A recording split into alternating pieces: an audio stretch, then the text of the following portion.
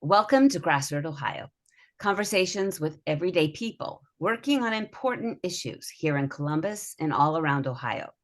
I'm Carolyn Harding, and today I'm talking with visual artist activist Andrea Bowers and Lauren Leving, curator at large at the Cleveland Museum of Contemporary Art, or commonly called MoCA. Ohio-raised Andrea Bowers is a Los Angeles-based artist who has been recording and amplifying the work of activists, present and past, for more than 2 decades. Her multimedia practice includes drawing, video, sculpture, and installation work that foregrounds the experience of the people who dedicate their time and energy to the struggle for gender, racial, environmental, labor, and immigration justice, and those who are directly affected by systemic inequality. Over time, her different bodies of work have become a document of the changing language, prerogatives, and dynamics of social justice movements. In 2021, a major mid-career survey of Bowers' work, curated by Michael Darling and Connie Butler, opened at the MCA Chicago and traveled to the Hammer Museum in Los Angeles in 2022. And we'll hear more about her upcoming exhibit in February, starts in February 2. Lauren Leving is a curator and writer based in Chicago, Illinois, and Cleveland, Ohio. Her work explores how creative practice can expand institutionally rooted understandings of access. Currently, she is curator at large at the Museum of Contemporary Art in Cleveland. She's the associate curator for the Orange County Museum of Art's 2024 California Biennial and co-creator of Everlasting Plastics, originally presented in the US Pavilion during the 2023 Venice Architecture Biennial. Since joining MoCA in 2019, Leving has organized projects including the Getting to Know You residency, which supported the production of Messages to Authorities, a large-scale textile commissioned by Aram Han Cifuentes, and Don't Mind If I Do, a group exhibition stewarded by Finnegan Shannon. She holds an MA in Museum and Exhibition Studies from the University of Illinois, Chicago, and a BA from Tulane University. Welcome to GrassRoot, Ohio. Thank you. Thanks for having us. Awesome. On December 21, 2023, Andrea, you posted on Facebook, a line from the Lake Erie Bill of Rights will be shining over Lake Erie on the Science Center across from the Rock and Roll Hall of Fame. And you added photos and a video clip from the installation of your work of art, which is now hundreds of feet high, installed on the Great Lakes Science Center next to the Rock and Roll Hall of Fame in downtown Cleveland, Ohio. Congratulations. Thank you. Thanks to Lauren for helping me. Megan, the director, I couldn't have done it without them. No, of course. I mean, this is a big and very public work of art. So let's talk about this huge glowing sign that says Lake Erie has the right to exist, flourish, and naturally evolve in red, green, yellow, and blue neon. Talk about this project, Andrea. It started with a curator who's in Orange County now named Courtney Finn, who is the chief curator at MoCA Cleveland. And I always start, she was working on a show where she was kind of letting artists who don't do like super traditional art forms kind of develop projects at MoCA Cleveland, anything they want to do. That show never happened, mainly because of COVID. But before COVID, I had said to her, well, my process is that I think I love the lake so much, and I'm concerned about the algae bloom. Because I grew up 3 houses off the lake in Huron, Ohio. My family still owns that house. I go home several times a year, right? Like it's still my family home. So I'm really aware of what's going on. My brother is an environmental scientist who's working in the Maumee River. So it's super close to me what's going on in Ohio with the waterways.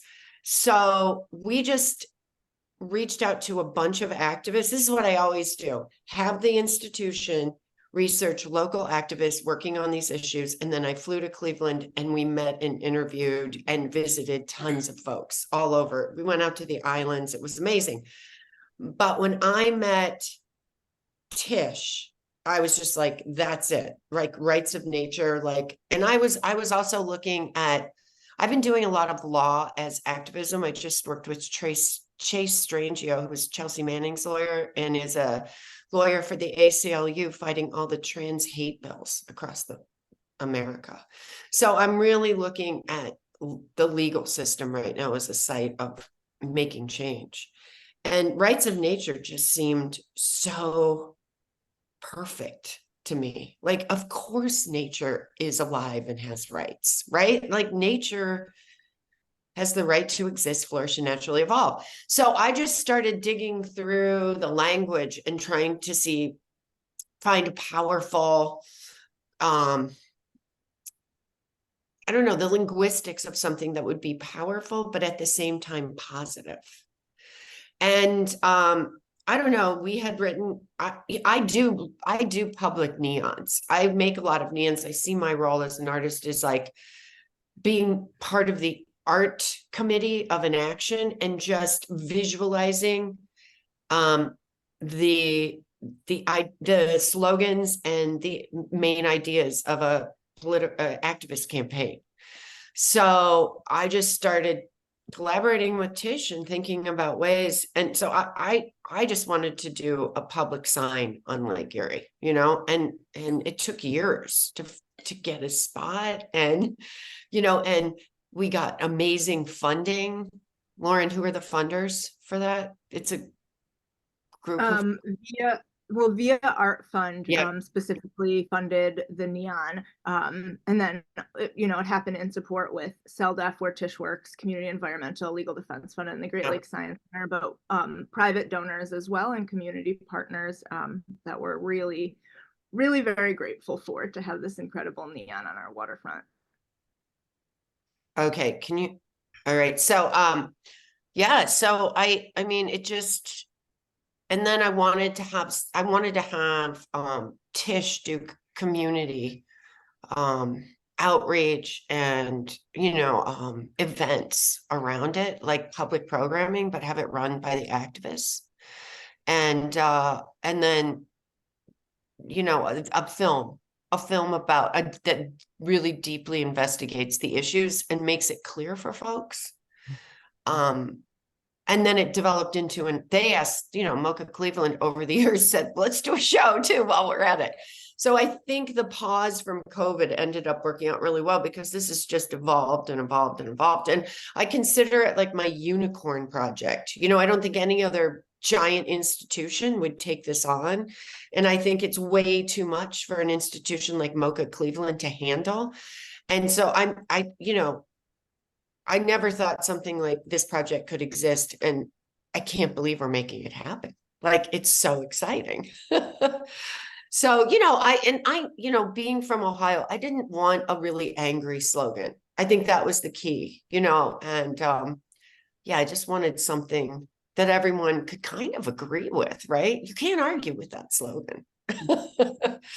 So, and then maybe the aesthetics of it, and that makes people pause before they judge rights of nature. You know, maybe that simple phrase pulled out, you go, huh, I agree with that. You know, I'll take a pause before I decide to fight against this type of legislation or look down upon it.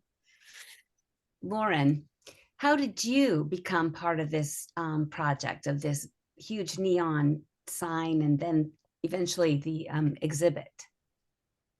Yeah. So as Andrea mentioned, this project initially started with MoCA's former chief curator, now the chief curator at Orange County Museum of Art, and my mentor, Courtney Finn. And so I was working on public programs while Courtney was the curator. And as she kind of transitioned away, we began sort of collaborating to see how this could continue to evolve into a larger project. So alongside the neon, which Andrea already kind of gave a shout out to our director, Megan Rich, but she was, you know, instrumental in really erecting the neon, working with the Great Lakes Science Center, untangling the permitting, which is no easy feat. And so working alongside her to kind of produce this exhibition, because as the scale and scope of the project evolved, we thought, why can't we take a deeper look into Andrea's work, really rooted in the rights of nature, and the Lake Erie Bill of Rights, and kind of connect a lot of the work that she's already been doing with this specific project. And so in one of MoCa's galleries, the first floor will have this documentary that Andrea is making specifically for the show, and I'm so thrilled. It's going to be amazing, and we'll have comfy seating, and so everyone will want to kind of stay and watch it, and it's going to be so beautiful.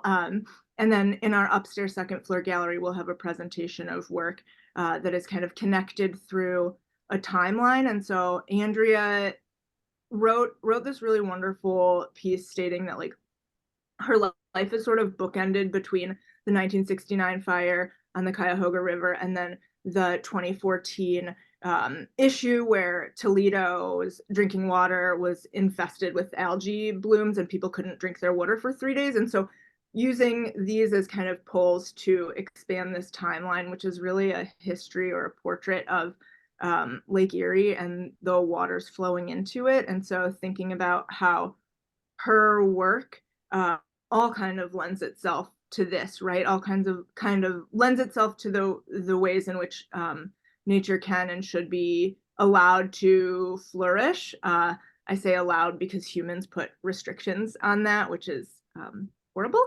But really presenting these facts. So right, like you're seeing this neon, you're experiencing this neon in front of the water, and right, how can you deny that the water that you are standing on, that like our bodies are made of over 60% water, how can you deny that this has a right to flourish and evolve? And then visiting the gallery and kind of connecting it back and seeing these facts that you're like, oh, this is horrible, I didn't know this, and here's a success, but they happened within the same 6 months. And so seeing how there is kind of this cyclical nature to the nature through Andrea's work and connecting it with this timeline. See, what's so beautiful is Tish, the activist, has educated all of us. Like, look how articulate Lauren is in talking about these issues.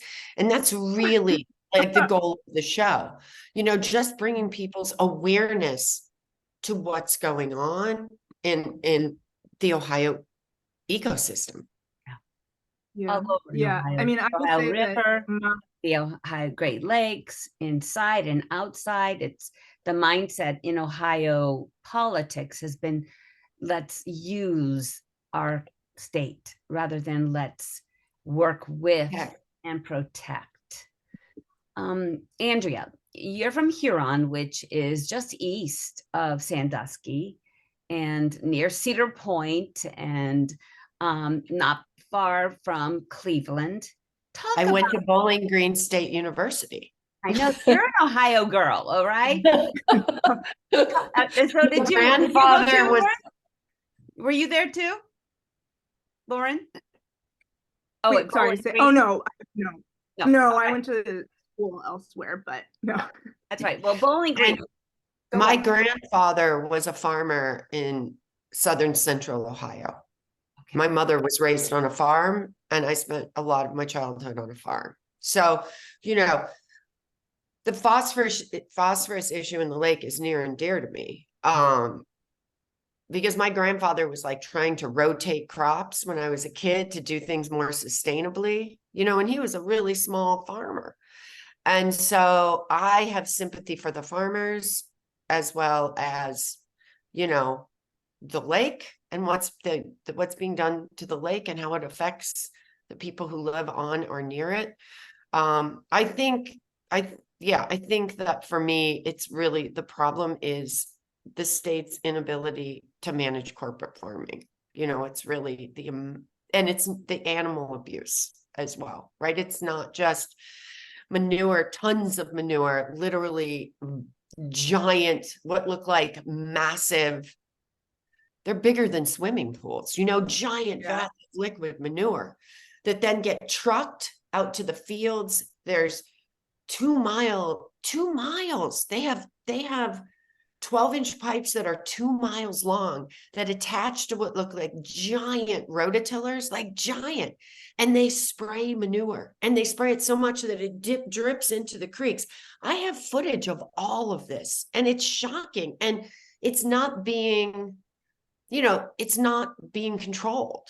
And that's the problem. There's too much manure dumping into our waterways, and it's scary, And it's directly going into Lake Erie. It is a big, and it goes from the creeks into like the St. John and the Maumee rivers out into the lake. Right. And that's why Toledo, when I was in Toledo, just accidentally shooting this, when we shot this footage, what was it, last summer or whatever, the beaches were closed. I was like, why is no one on this beach?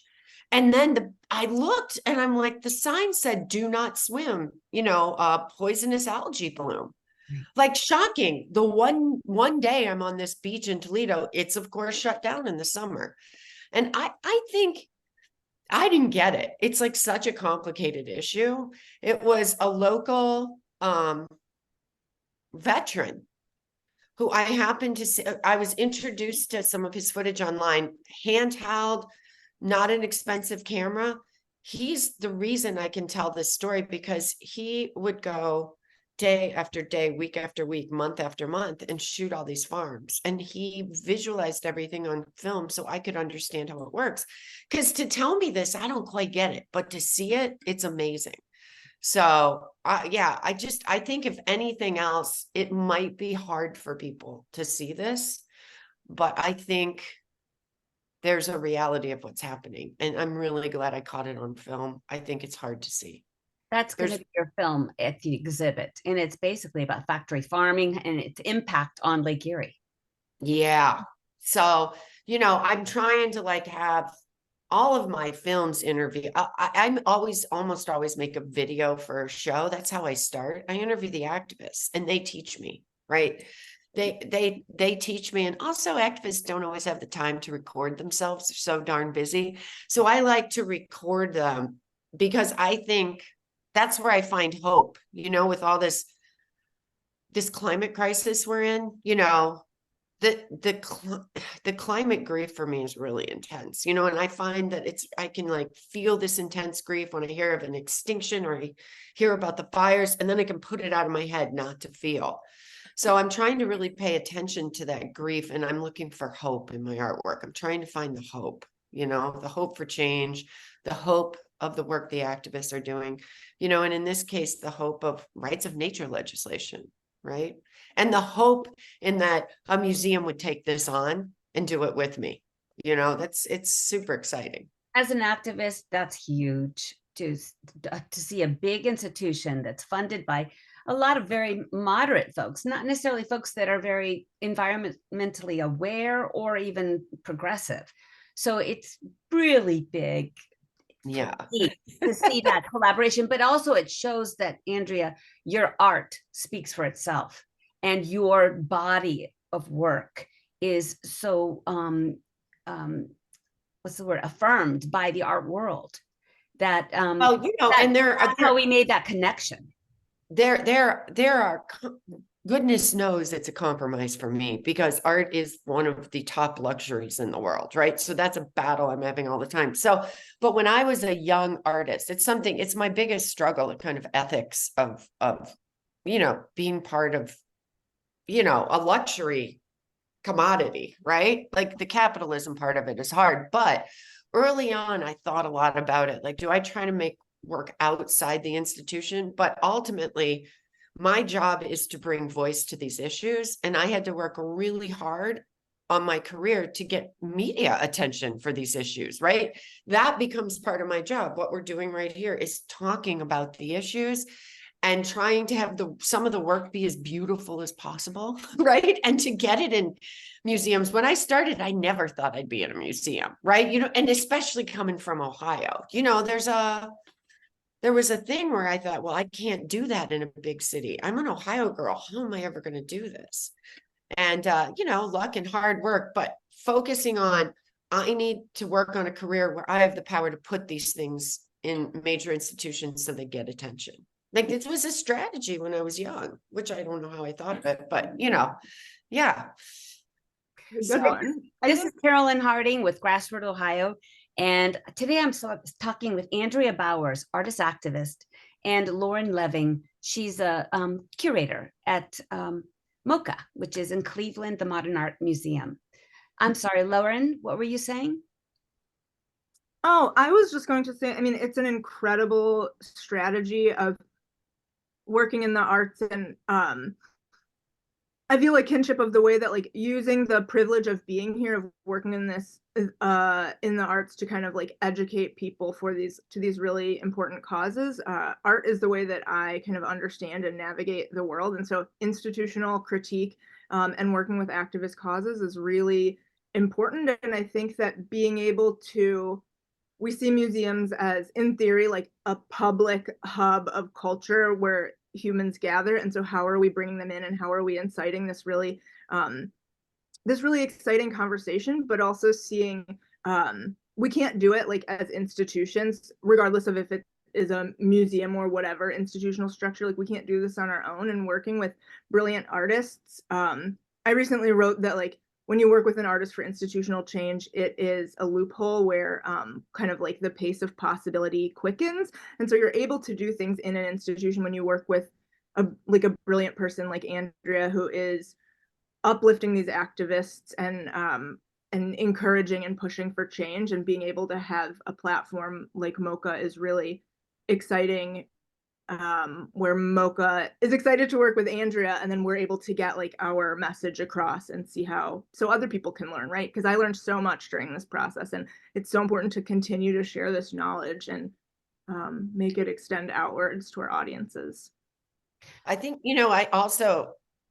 I went to grad school in the 90s, and it was like the era of postmodernism, and it was a bit negative. Art can't do anything. Everything's, already been done. Let's just throw together old styles. History is dead, right? I never believe that. And for me, I believe that I believe art is powerful. Right. I believe in art. So, and going to Bowling Green State University, I learned a lot of crafts, right? People don't really teach crafts in art school anymore. And my skill set, my ability to make something, and anything I want to make, I love to learn. Like I'm loving learning neon right now. I was in a welding studio yesterday for the show, so I love craft and technique and believe I can use it. And I believe in art to affect people in ways that nothing else does. So bringing art and activism together just seems perfect for me because, the issues that I support are what makes what I feel passionate about, right? Everybody should make art about what they're passionate about. And for me, it's these amazing activists and the work they're doing. Interesting you were talking about crafts and building and excitement, because when I read an article about you in the New York Times, it said that your dad was he taught shop in high school. So did that impact you at all as far as feeling empowered to? Well, funny enough, he wouldn't let me in his shop. I tried to take a shop class and he refused me. I wanted to learn metal and woodworking. And he said, you're a klutz. I'm not having you. But he did teach me a lot, right? Like I also consider him like a folk artist. He made a ton of stuff, and I was always, up until the end of his life, he and I were in the garage making things together. But the other thing my dad was always on the lake. He, being a high school teacher, he didn't make very much money, so he would fish. He loved to fish. He loved the outdoors, and he was really concerned, about where the lake was growing. My grandparents had a house on the lake, and we would spend hundreds of hours, thousands of hours sitting, eating together on this huge front porch and watching the storms. Like my whole life was that lake, and was about protecting, the forests and everything around us, because we really survived on it, right? We didn't have enough money to maybe live without nature feeding us, but it was also about protecting us, And so, yeah, my dad had a huge impact on me. And my mom was involved in local politics. You know, she was obsessed. She went to every city council meeting. You know, she was a feminist. So like, I get it naturally from them. And my dad, all my dad's neighbors worked in like car plants, right? They were all in unions. So every morning before school and before they went to work, I'd sit and listen and talk with them about union politics, right? They taught me.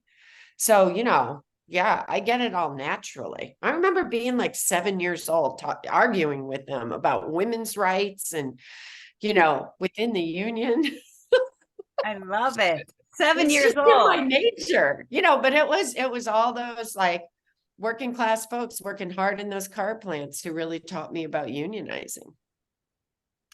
So, Lauren, what has surprised you the most about working with Andrea and Seldef, Tish O'Dell? What has been the aha moment or idea that's come to you?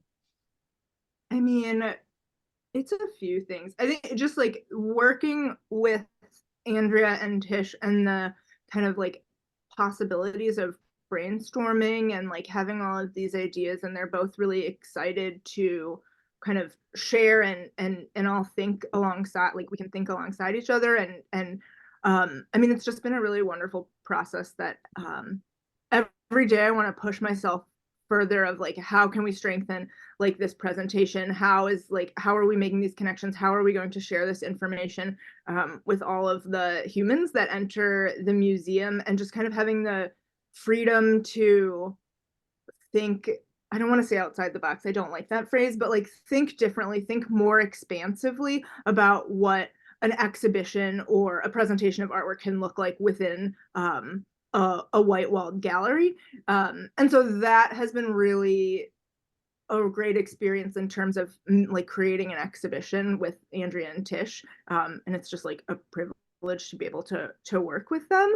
And I think the other thing is, as I said, like the way that I learn or navigate the world is through art and like conducting research. That's when I feel most at home and most in my body, I think. And so learning about all of the horrible things that humans do to the earth and Ohio's water specifically, like every fact that I kind of uncover, every study that I'm reading from the EPA, it's just been so, it's wild, and it's been so informative to me as a person that lives and that grew up on the Great Lakes, right? I'm from Chicago. I grew up on Lake Michigan. And so also having this connection to the water, which you said that like last year you couldn't swim, like that one day that you were in Ohio filming. And I remember just like weeks where you could not touch Lake Michigan. You couldn't enter Lake Michigan.